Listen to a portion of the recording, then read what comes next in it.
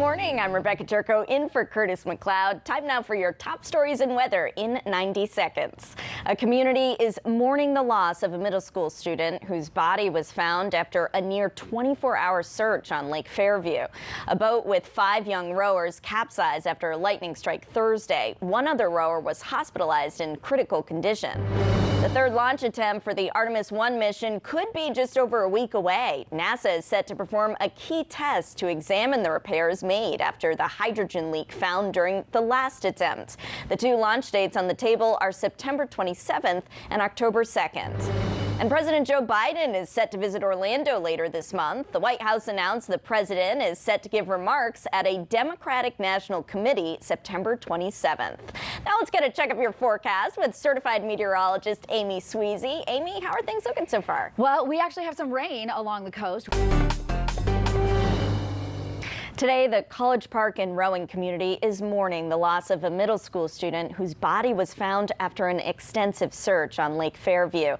Here's a look at the area. Crews searched for nearly 24 hours. The lake is about 400 acres. Police say they located the body of the student around 5:15 yesterday evening. Our Celeste Springer joins us live from Lake Fairview. Celeste, what do we know about this student so far? And remember, as storm season 22 continues, our Spectrum News app has all the information from our weather experts in one place to make sure you're prepared. Get live forecasts, Klystron 13 radar, and weather alerts when you need them most. You can download it on the Apple App Store and Google Play.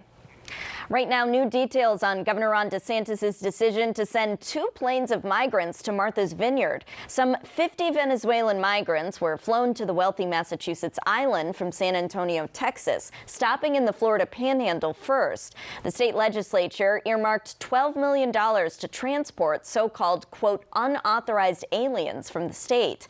The governor claimed he's had people in Texas for months identifying some 40% of migrants who wanted to go to Florida. Critics are accusing him of falsely luring them to score political points. He denied that at a press conference yesterday.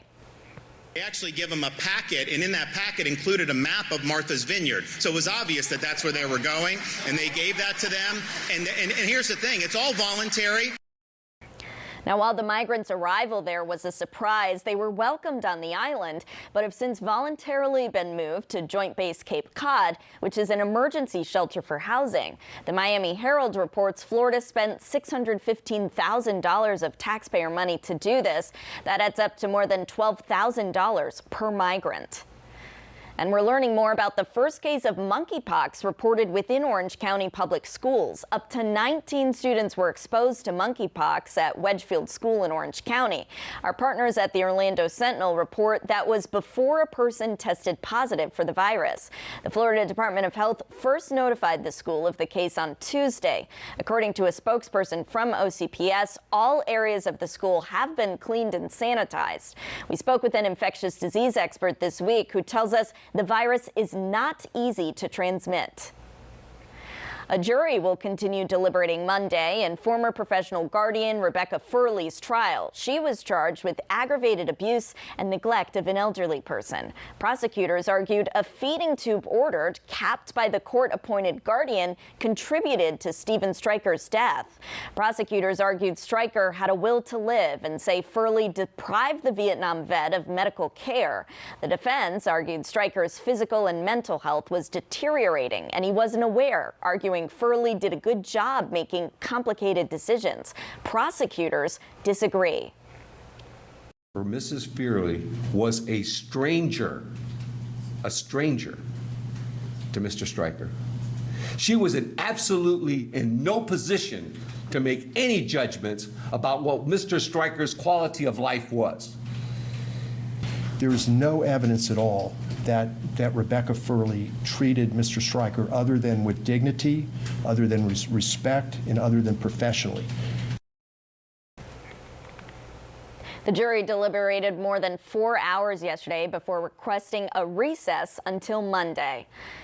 Next, some ADHD patients are having trouble filling their prescriptions. Patients tell us pharmacy chains like CVS and Walgreens are having difficulty keeping Adderall in stock at locations across the country. Adderall is a drug commonly used to treat attention deficit hyperactivity disorder. According to Bloomberg, Walgreens says supply chain challenges are affecting its supply of both instant release and extended release Adderall. The pharmacies have also seen a spike in demand as diagnoses of mental health disorders increased during the pandemic. Destination Space News. SpaceX is not giving up on its attempt to launch a new round of Starlink satellites from the Space Coast. They stood down from launching yesterday evening due to weather concerns. That marked the fourth day in a row SpaceX has postponed the launch. Now crews are targeting tonight at 8:43.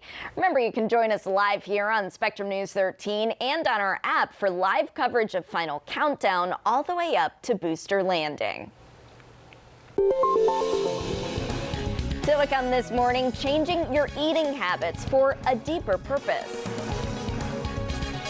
What we really want is to get humans to be healthier, which in turn will make the planet healthier, and it's kind of a trickle-down effect. What a new report reveals about how the food you put on your plate could play a crucial role in combating climate change.